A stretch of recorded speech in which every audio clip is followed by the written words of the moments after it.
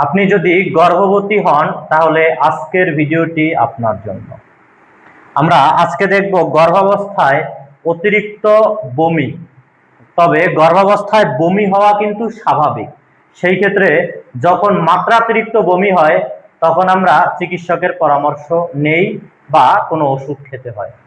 দেখি গর্ভাবস্থায় বমিটা আমরা প্রতিরোধ করার কিছু উপায় দেখি। প্রথমে সকালবেলা খালি পেটে না থেকে হালকা বিস্কিট, মুড়ি বা এই জাতীয় শুকনো খাবার অল্প অল্প করে বারবার খাওয়ার পরামর্শ দিয়ে থাকি।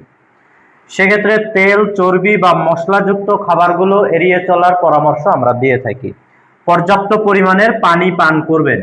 এতে যদি অবস্থার উন্নতি না হয়, তারপরও যদি বমি হয়, সেই ক্ষেত্রে আমরা একটা অনডানসেট্রন গ্রুপের ওষুধ প্রতিদিন 2টো করে দেই, সকালে একটা, রাত্রে একটা, যেটা অ্যানসেট নামে, মানে বিভিন্ন নামে বাজারে পাওয়া যায়। আমরা অ্যানসেট লিখেছি, তবে আপনি অনডানসেট্রন এই গ্রুপটা ঠিক রেখে যে কোনো একটা ওষুধ দিতে পারবেন। এটা সবসময় আহারের 30 মিনিট পূর্বে দিতে হবে, মনে রাখতে হবে। এই ওষুধটা আপনার বমি কমাতে সাহায্য করবে। এটার সাথে একটা অ্যান্টি আলসারাইন ইসোমিপ্রাজল, যেটা প্রেগন্যান্সি সেফ ড্রাগ হিসাবে আমরা নিয়েছি। এখানে আমরা ম্যাক্সপ্রো 20 mg দিয়েছি। এটাও আপনি চাইলে সকালে একটা, রাত্রে একটা, আহারের 30 মিনিট পূর্বে দিতে পারবেন। এতে যদি আপনার বমি না কমে, সেক্ষেত্রে অবশ্যই একজন বিশেষজ্ঞ চিকিৎসকের পরামর্শ নেবেন। ভালো থাকবেন, সুস্থ থাকবেন, ধন্যবাদ।